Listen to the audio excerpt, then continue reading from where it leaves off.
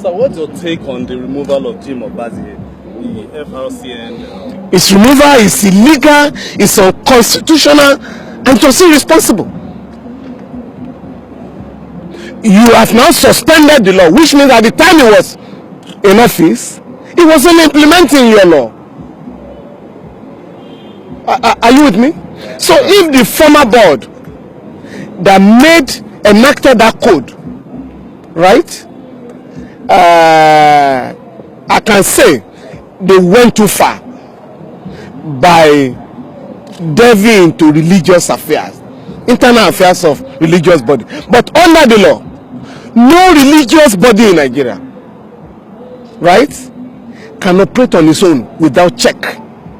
Unfortunately, the Corporate Affairs Commission has been sleeping. For instance, there is no law that allows you to take money from the church, invest in business, and privatize it. No, that is against Part C of the CAC, the Kama.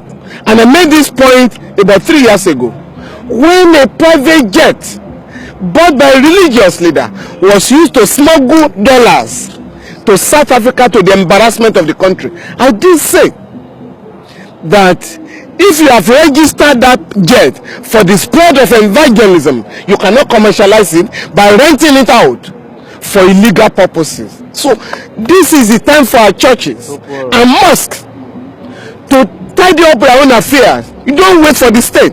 It is only in Nigeria where you can take money from the church, money contributed by poor congregation members. You go and set up a university that the members cannot attend, cannot send their children to. It's against the rule of the law of God. It's against our constitution. So I'm going to appeal to our churches and mosques on their own to discipline their own members, take care of their own affairs, and that is the only way the state will not interfere. There is no way. I mean, apart from that provision about tenure, of leaders of churches, all the other provisions have to be complied with, including their own constitution. How many of us have questioned the fact that the RCC has a tenure? No, it's 70. The retirement age is 70 years.